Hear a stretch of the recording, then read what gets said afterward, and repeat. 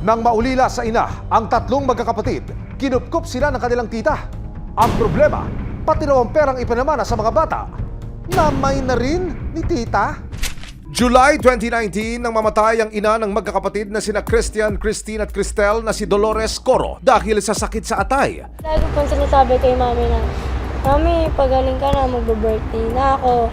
Gusto ko masaya tayo. Tapos, nung nag-birthday po ako, sabi nila, medyo nangina na po si mami. Nagsisure na nun yung mami. Nagsisisure po si mami. Ang tumayong magulang nila, ang kanilang tiyakin na kapatid ng kanilang ina na si Ana Marie Malagueño. Lingit sa kaalaman ng magkakapatid, may mga naiwan palang 2 lupain ng kanilang ina. Natuklasan lang daw nila ito nang maibenta na ni Ana Marie. Ang kabuang halaga, umabot sa 1 milyong piso. Binenta niya na po yung lupa namin.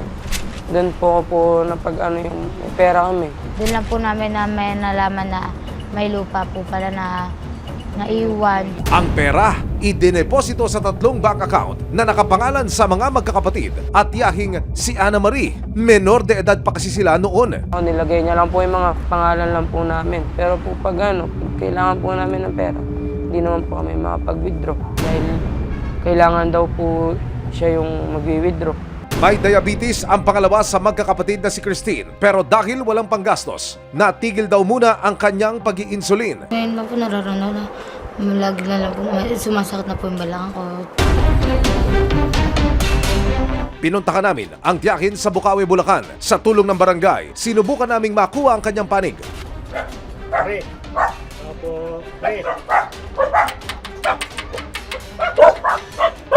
Pero wala siya sa kanyang bahay. Wala po eh. Maya-maya pa, nakausap namin sa telepono ang kanilang tiyakin. Ka-loudspeaker ho kayo is kukumpidahan namin kayo sa studio na doon niyo ho ibigay yung side ninyo kung okay lang sa inyo. Walang problema, ma'am. Okay lang to.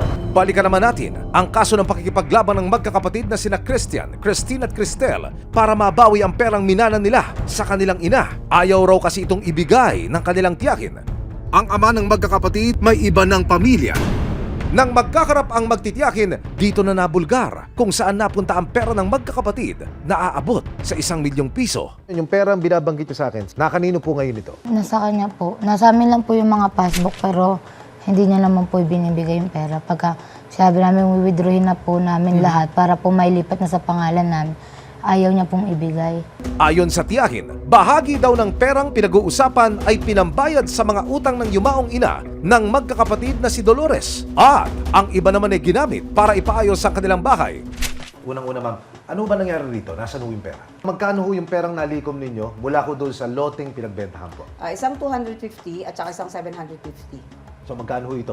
1M. Nasa 1 milyon ho ito? Opo. Nasaan po yung 1 milyon na ito ma'am? Yung 250 na nauna, ipinambayad ko sa 150. So may natirang 100K. Aha. Yung 100K na yon ay ginamot namin doon sa bahay. Mhm. Pinampagawa namin, pinampaayos namin ng bahay nila. Opo. Tapos, yung sumunod na naibenta na 750,000, Okay. itinabi ko yung 600,000 para sa kanilang tatlo. Opo. Tapos, yung remaining, 150. yung 150, ginastos din namin. Okay. So meron tayo dapat na cash on hand na 600,000. Opo. At binabanggit nyo sa amin, ito po ay hinati nyo dito sa 3 magkakapatid. Oo. Bali, tagda 200,000. Mhm. Nasaan po ito ngayon, ma'am? Yung kay Christian, dahil may nanghiram sa kanya, naipahiram namin yung 150. So may remaining siya sana sa bangko na 50,000. Oh, yun sa 2 bata pa ho. Yung kay Isabel, nasa kanya din yung bank book. Oh. Yung kasi, dahil nga nakita ko na hindi kumikita siya ng maayos, dahil nakaplano ako na pag-aralin sila. So may ano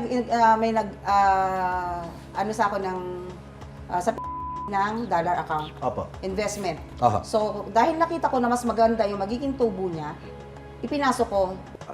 Kinonsultan nyo ho sa bata yun? Opo. Hindi ko naman po alam, basta may passbook na po ako eh. Kasama kita, di ba? Sino nakapirma? Hindi ko nga alam yung ano ko dyan eh. Nasaan po yung 200,000? Asan nung pagpapatunay na ito po'y nakalagak ngayon sa investment? Meron po silang ibinigay na parang hard copy. Dala nyo po ba ngayon yun? Hindi ko po nadala. At nang talungin kung ibabalik niya ang pera, ano po naman ngayon ang gusto nyong mangyari sa sinasabi nyo ho? Ganito, sir. At that time, hindi ko po kinuha yung para sa akin. Kasi ang katwiran ko po, kailangan ko isafety silang tatlo para makapag-aral. So, ibinaliwala ko yung sarili ko para magkaroon sila ng pagkakataong mag-aral. Okay. Ngayon, kung sasabihin po nila na kukunin nila yon, kukunin ko rin po yung akin. So kung Bigyan po nila ako. Mhm. Dahil ako po, ako napakahirap nun eh. So kung ang hinihingi nila 600,000, sa inyong palagay, magkano na lang ho ang makukuha nila? 30,000. Ang matitira ho sa kanila, 30,000. Tag 30,000? Hindi, 30,000 lang. Tag 15,000 na lang ho sila. Hihingin ko lang po yung panig nila. Ano masasabi mo rito? Ba't ganun nangyayari? Ano yun? Eh, pera namin yun eh. Kwentahin mo, hindi, tanong ko nga sa'yo, kayo ba nagbenta? Hindi, ano mo, pera lang pala gusto mo. Pera-pera ka na lang pala. Pera ka lang pala. Wala ka nang Ang galing mo iniisip eh. magsalita ngayon ng pera-pera. Hindi ba kayong pera-pera? Baligtad, ikaw. Oo. Ikaw yung baligtad. Pera-pera Di ka ba eh. kayo ang pera-pera? Kasi kung ako ang pera-pera, dapat sa pagkabenta ko pa lang ng lupa, kinuha ko na yun. Bakit ko kayo sinafety? Eh, kasi mukha kang ang pera eh. Sa akin, hindi ako papayag na gano'n. Pwede yan. Nandiyan pa rin, pero papangalan na sa amin. Pero hindi namin gagalawin yan. Papatunayan namin na hindi namin gagalawin yan. Kaya ko kayo? Hindi ko, sir. Bakit ho? Pinaghirapan ko po ito eh. Sininop ko po ito para sa kanila. Walang pwedeng makialam, walang pwedeng makinabang. Kasi hindi Sila namin, lang. ba't namin may-withdraw niya? Para magkaliwanagan ng tatlong magkakapatid at ang kanilang tiyakin, isinangguni namin ang usapin sa isang legal expert. So I will attempt na paliwanagan kayo kung ano ba yung batas and hopefully magkasundo tayo kung ano ang pinakamagandang gawin. Ang problema, ang pagbenta ni Ana Marie ng mga lupain ng kanyang namayapang kapatid, hindi dumaan sa tamang proseso. Sa batas po kasi kahit mag-asawa, kahit magkapatid, kahit mag-ina, mag-ama, kailangan mag-comply sa legal requirement. Di ba? Halimbawa ako, hindi ko pwede ibenta lupa ng tatay ko kahit meron siyang pahintulot. Kailangan siya pumirma. Kasi kung ako lang ang pipirma, wala akong bisa sa batas yun eh. At nang magkakwenta ka na, lumabas na sa 1 milyong piso, 150,000 pesos daw ang ibinayad niya sa mga utang ng namayapang kapatid. At naglabas rin daw siya ng 134,500 pesos para ibayad sa ibang utang ni Dolores. So may naiiwan pa dapat na 715,500 pesos para sa kanilang magkakapatid. Ganun po ba? Opo. Tatanong ko lang po yung kamukha nung di po ba may nagdagdag ako ng pagkakabenta? Kasi kung tutuusin po, attorney, hindi naman magiging ganyang kalakihan. Kung hindi po ako, hindi ko ginawa yung pagbebenta ng ganun. Gusto niyong makakuha ng tinatawag na broker's commission. Opo. Bilang kayo ang nag-broker. Ang problema lang, nung gawin ho nyo itong transaksyon na to, 2019, meron na ho tayong batas eh. Para maging entitled ka sa broker's commission, kailangan licensed broker ka. At kapag hindi ka licensed broker at mangungumisyon ka, pwede kang makulong. Sa akin, paubayan nyo na kasi pwede nyo na i-giit, diba? I-hold nyo yung pera, pero kung ang basis nyo para hawakan yung pera na tingin nyo, dapat nyong natanggap, diba? Kasi effort nyo naman, totoo naman, di naman natin tinatanggi. Kaya lang, pwede naman kayong balikan nga ng paglabag. RA 9646.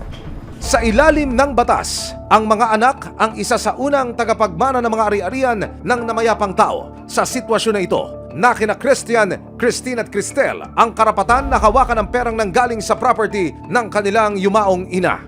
Ang pera nyo, hawak nyo. Awak po namin. Hindi ibang tao. Apo. Ha? Okay. Pwede po ba nasasama ako sa bangko just to be sure? Na makita ko lang na Okay lang. naka-deposit talaga sa kanila. Tama yun. Yun. Ayun pala eh. Nitong May 17, nagkita-kita sa bangko ang magtitiyakin.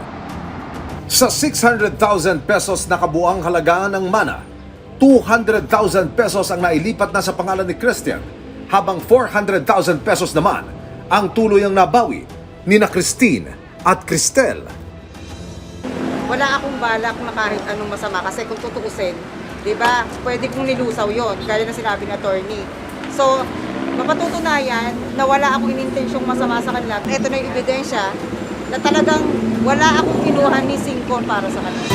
Sa usaping mana, tandaan na sa ilalim ng batas, iisa lang ang katotohanan.